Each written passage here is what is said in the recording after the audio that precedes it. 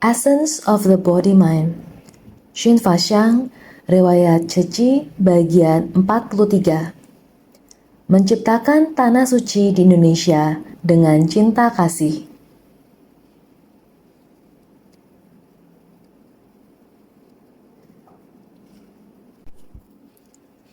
Menciptakan tanah suci di Indonesia dengan cinta kasih.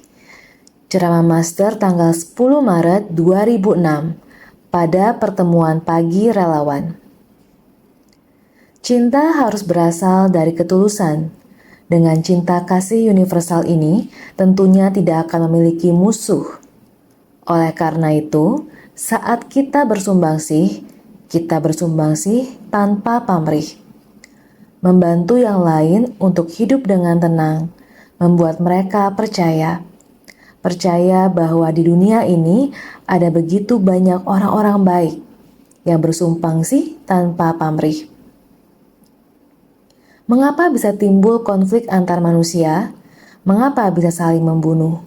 Mengapa bisa demikian? Tidak perlu.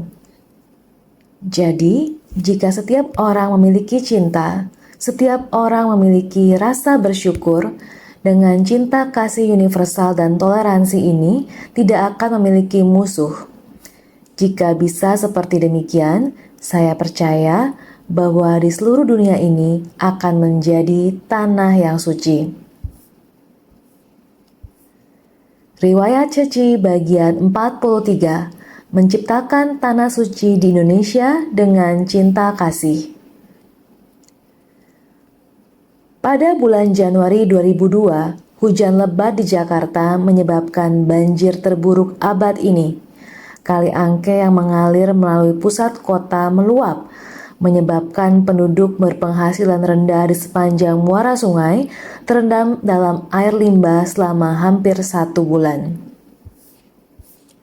Mengubah jantung hitam menjadi aliran jernih. Ceramah Master tanggal 5 November 2002 pada pertemuan pagi relawan.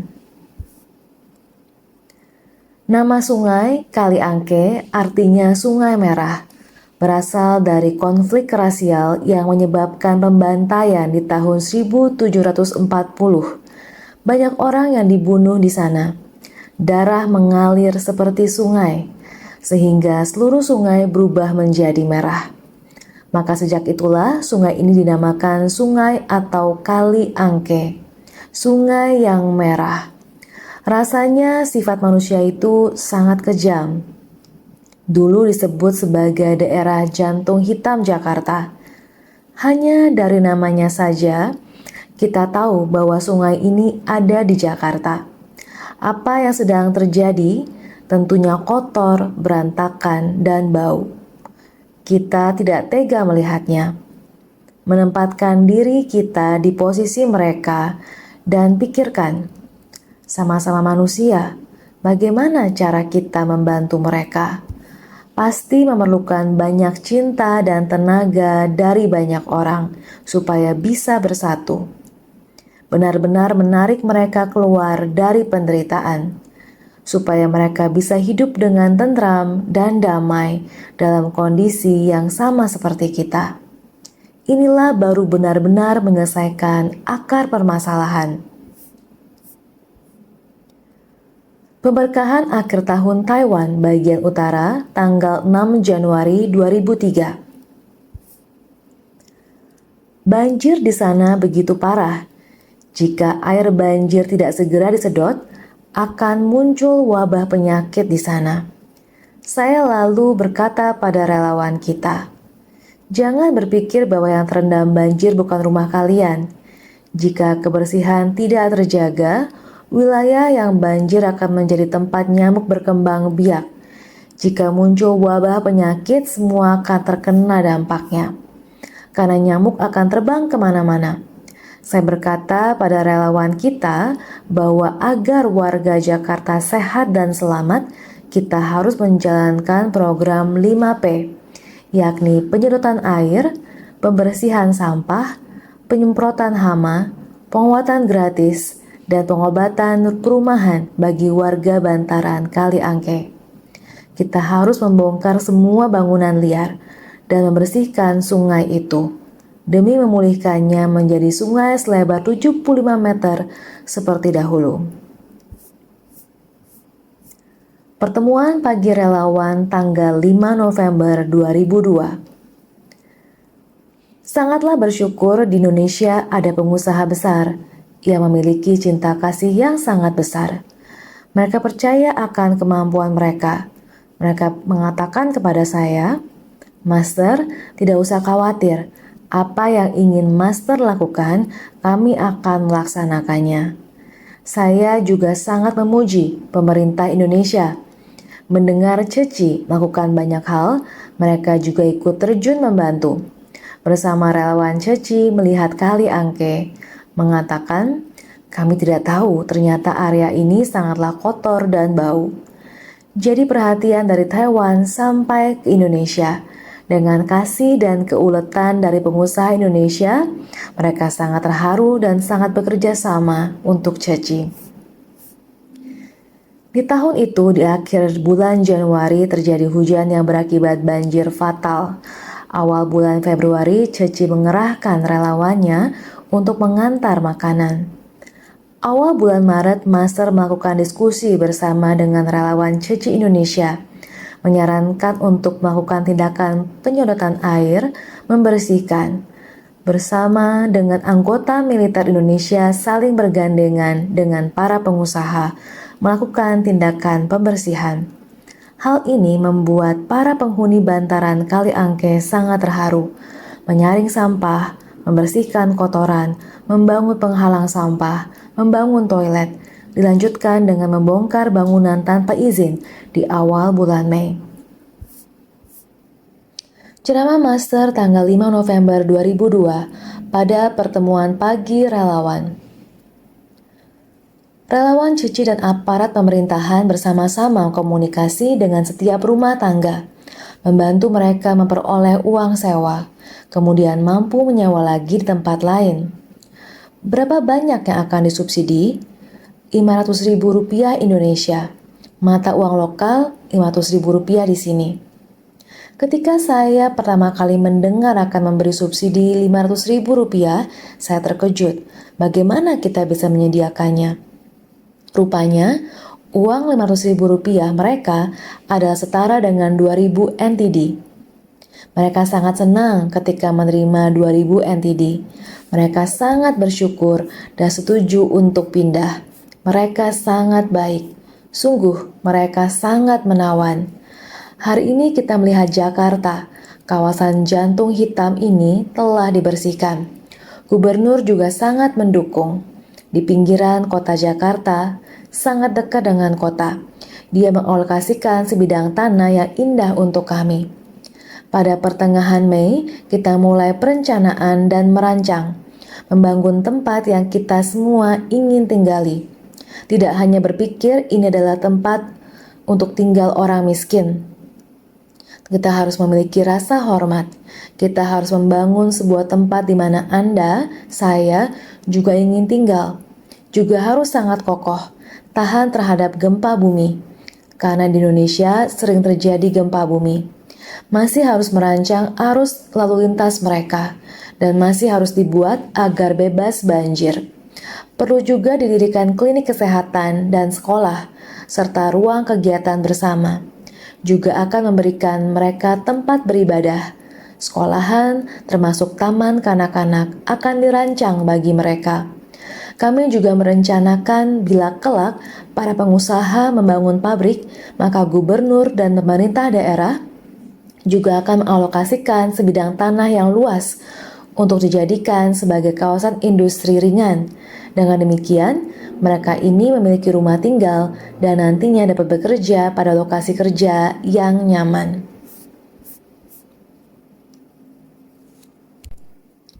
Pemberkahan akhir tahun Taiwan bagian utara, tanggal 20 Januari 2015.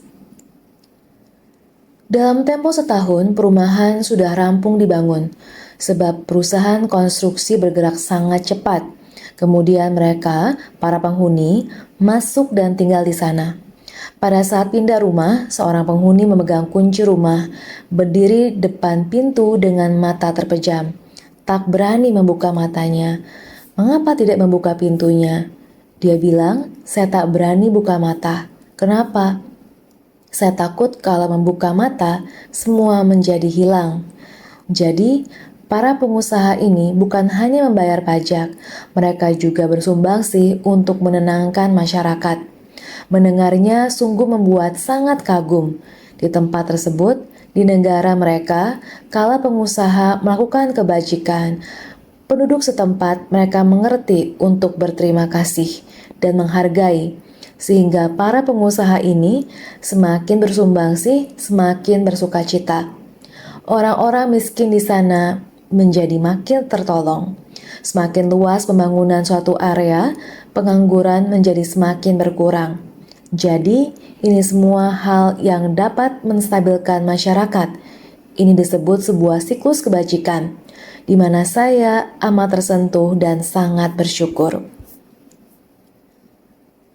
Pada tanggal 4 November 2002, Gubernur Provinsi meminta perlombaan perahu naga di Kali Angke yang belum sepenuhnya dibersihkan dan mengundang utusan dari berbagai negara untuk datang dan menyaksikan upacara tersebut. Diharapkannya semua orang dapat menyaksikan masa lalu, masa kini, dan masa depan sungai ini, dan akan diadakan setiap tahun mulai sekarang untuk menggugah kesadaran warga dalam menjaga sungai. Ceramah Master tanggal 19 Juli 2012 pada pertemuan pagi relawan. Saat itu, anak-anak bertelanjang kaki dan mencari makan di tempat sampah. Kini, di perumahan Cinta Kasih Ceci, setiap orang seperti pria atau wanita kecil terhormat. Mereka memiliki sekolah dasar, sekolah menengah, dan perguruan tinggi teknik yang akan dibangun untuk mereka. Saat itu saya bertanya kepada anak-anak, apa yang ingin kamu lakukan di masa depan? Ada seorang anak di sana yang berkata, saya ingin menjadi presiden kelak. Saya harap kita bisa mendidik anak-anak di sana dengan baik, sehingga setiap orang yang bercita-cita bisa mencapainya. Mengenang perjalanan Ceci Indonesia.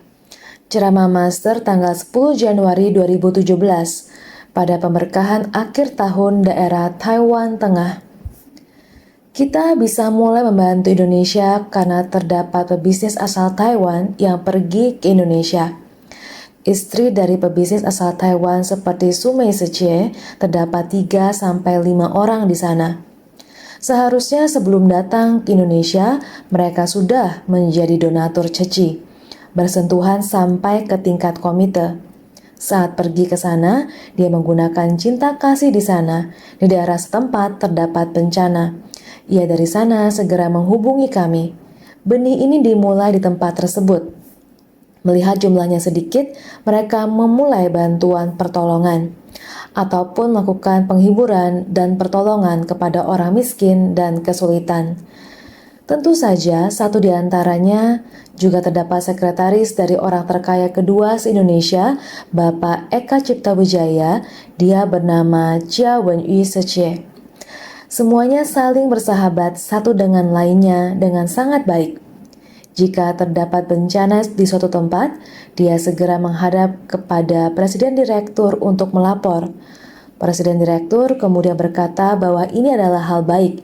Dia kemudian menggambar dengan tangan, sehingga para ibu rumah tangga ini dapat mengerjakan sangat banyak hal. Pertemuan pagi relawan tanggal 11 April 2009. Saya sering berkata tentang bagaimana pikiran kita. Niat pikiran kita sekali berubah dapat membawa keharmonisan alam semesta. Apakah masih ingat tahun 1998? Mengingat Indonesia di tahun 1998 karena terjadi peristiwa kerusuhan anti-Tionghoa telah menimbulkan kekacauan dan keresahan di masyarakat. Mulai tahun itu, saya memberi semangat kepada mereka, mengerti mengapa terjadi kerusuhan ini dan mengapa ada kekacauan seperti ini. Ini karena penduduk setempat sangat miskin, sedangkan warga keturunan Tionghoa sangat kaya. Menggunakan tenaga kerja lokal, mereka mampu menghasilkan uang banyak, tetapi penduduk setempat sangat miskin, dan mereka selama-lamanya miskin, dan selalu bekerja untuk orang kaya. Makanya saya berkata, bagaimana kita membawa stabilitas negara ini? Hanya bisa dilakukan dengan cinta kasih. Hanya dengan cinta kasih baru bisa membawa stabilitas. Sehingga berharap mereka bisa benar-benar bersumbangsi setelah mendengarkannya. Pada saat itu orang Tionghoa ingin memberi sumbangan, namun masyarakat berada dalam kerusuhan seperti ini sebenarnya ada sedikit khawatir bagaimana melakukan pembagian bantuan. Oleh karena itu, meminta militer untuk datang menjaga ketertiban. Namun, pada saat itu komandan berkata, keluarga militer kami juga mengalami kelaparan karena mereka sudah 6 bulan tidak menerima gaji. Bisakah Cici pertama membantu menstabilkan sekelompok keluarga militer agar mereka memiliki semangat dan kekuatan, kemudian menstabilkan masyarakat? Saya berkata, tentu saja. Kita harus memperlakukan setiap orang secara setara. Oleh karena itu, kita pertama menghabiskan 3 hari membagi bantuan kepada militer dan polisi. Baru mulai membagi bantuan sembako kepada orang miskin dan sebagainya. Semua ini adalah di tahun 1998. Mulai dari tahun itu, masyarakat secara perlahan mulai stabil. Pemberkahan akhir tahun Taiwan bagian utara tanggal 20 Januari 2015. Gunakan cinta kasih untuk menenangkan orang-orang ini, sehingga mereka dapat menjalani kehidupan yang baik. Dapat juga dikatakan bahwa orang-orang Tionghoa ini harus bersikap hormat dan sopan saat membagikannya kedua tangan. Kalau orang tua atau orang sakit, kami para pengusaha bisa membawanya sendiri atau membantu mereka membawa beras, 3 atau 2 karung. Begitulah cara mereka membawa beras. Warga lokal Indonesia telah tergerak oleh para pengusaha Tiongkok ini. Orang suku asli Indonesia dan suku Tiongkok berdamai. Mulai saat ini, dimanapun ada bencana di negara kita, insan Cici di Indonesia akan segera bergerak kemanapun mereka pergi untuk memberikan bantuan bencana. Mereka selalu berbagi tentang Cici Taiwan. Mereka semua mengatakan bahwa benih spiritual ini berasal dari Taiwan. Uangnya berasal dari penduduk lokal. 4 misi Cici berakar di Indonesia. Ceramah Master tanggal 11 April 2009 pada pertemuan pagi relawan. Saat itu, ketika saya melihat kondisi masyarakat setempat, saya berkata, selain menenteramkan kehidupan mereka, yang terpenting adalah menenteramkan hati mereka. Karena itu, saya berharap di Indonesia kita dapat mengajukan permohonan kepada pemerintah untuk mendirikan stasiun televisi. Tidak disangka, pemerintah setempat langsung menyetujuinya dan memberikan lisensi stasiun televisi nirkabel. Jadi, Dai TV resmi mengudara pada tahun 2008. Mereka bukan hanya memberi 1 lisensi, melainkan 3 lisensi, karena wilayah Indonesia sangatlah luas. Karena itu, pemerintah memberikan lisensi untuk daerah Jakarta, Medan, dan Surabaya. Kita berharap aliran jernih ini dapat tersebar luas. Perbincangan Insan Cici tanggal 17 Februari 2013. 4 misi Cici kita. 4 misi Cici dijalankan dengan stabil di sana. Selain itu, Aula Chingse juga didirikan di sana. Telah membawa manfaat besar. Relawan yang kembali ke sini melaporkan kepada saya bahwa guyuran hujan deras di Indonesia menimbulkan banjir besar. Beruntung, Aula Chingse yang telah dibangun dapat menampung ratusan orang. Ada banyak rumah warga yang terendam banjir. Selain itu, di Aula Chingse yang luas itu bisa menggerakkan banyak relawan untuk menyiapkan makanan hangat di sana dan mempersiapkan barang bantuan dan sebagainya. Dialog Insan Cici Indonesia tanggal 19 Januari 2015. Dalam beberapa tahun ini, Ceci berkembang sangat pesat di Indonesia. Dengan satu langkah 4 misi, berjalan lebih cepat dari saya. Ini sungguh mengagumkan, sangat terharu. Pikirkanlah, mengapa Ceci berkembang begitu pesat di Indonesia? Karena bersatu hati, harmonis, saling mengasihi dan bergotong royong. Semua orang sungguh-sungguh mempraktikkan dengan tindakan nyata, bersatu hati, harmonis, saling mengasihi, dan bergotong royong. Pemberkahan akhir tahun Taiwan bagian tengah, tanggal 10 Januari 2017. Mereka mengecilkan ego masing-masing, sangat tekun, patuh, dan bersatu hati. Apapun yang hendak mereka lakukan, mereka pasti kembali ke Taiwan untuk meminta persetujuan Master. Jika Master tidak menganggukkan kepala, mereka tidak berani melakukannya. Lalu mereka akan berulang-ulang kali kembali ke sini. Jika melihat saya tersenyum, mereka akan merasa lega. Menggunakan cinta kasih untuk menetralisir permasalahan di masyarakat. Mayoritas penduduk lokal sana adalah umat Islam.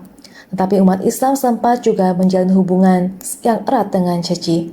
Sangat baik. Berita baik sangatlah banyak. Dengan adanya cinta kasih, kita bisa mewujudkan keharmonisan.